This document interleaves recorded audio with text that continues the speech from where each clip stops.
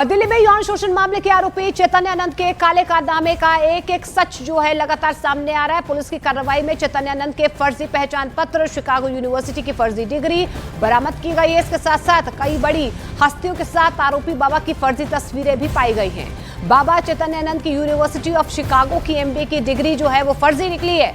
इसके अलावा Chicago university ने खुद बताया है कि उसने बाबा को ऐसी कोई भी डिग्री नहीं दी है। बाबा का फरीदाबाद के मानव रचना स्कूल का एक लेटर भी सामने आया है जो फर्जी बताया जा रहा है।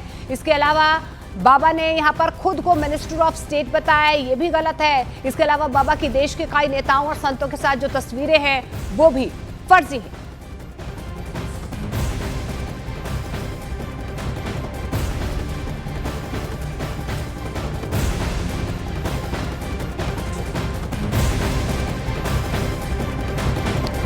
और यौन शोषण के आरोपी चैतन्यानंद को कोर्ट ने 14 दिन की न्यायिक हिरासत में भेज दिया, लेकिन बाबा को लेकर रोजाना नए नए खुलासे हो रहे हैं। पुलिस की जांच में बाबा के लेडी ब्रिगेड की जानकारी अब सामने आई है। दिल्ली पुलिस ने बाबा के सबसे नजदीक माने जाने वाले लोगों में शामिल 3 महिलाओं को गिरफ्तार कर लिया है। जानकारी के मुताबिक ये तीनों महिलाएं दिल्ली की रहने वाली हैं और ये तीनों दिल्ली के पश्चिम बिहार की रहने वाली बताई जा रही हैं।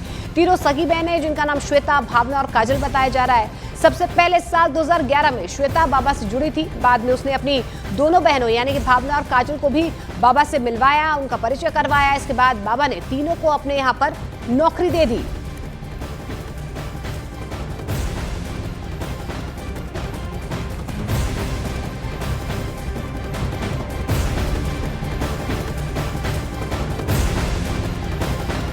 और बाबा की लेडी ब्रिगेड में शामिल है तीनों महिलाएं शादीशुदा हैं, पढ़ी लिखी भी हैं। खबरों के मुताबिक चैतन्यानंद ने उन्हें योग्यता के हिसाब से 60 से 80 हजार रुपए सैलरी भी चैतन्यानंद उन्हें देता था। पुलिस की जांच के मुताबिक बाबा तीनों बहनों से अश्लील चैट करता था और ये कई बार बाबा के साथ विदेश यात्रा पर भी जा चुकी थी।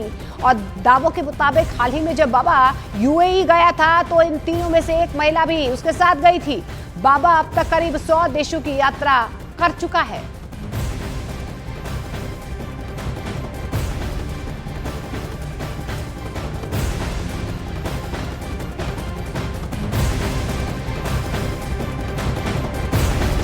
तो लेडी ब्रिगेड में शामिल तीनों महिलाओं का काम भी अलग अलग बटा हुआ था। जानकारी निकल कर आ रही है कि तीनों बहनों का काम सिर्फ योग क्लास तक सीमित नहीं था। वो बाबा के इशारों पर छात्राओं को धमकाती थी, उनकी चैट डिलीट करवाती थी।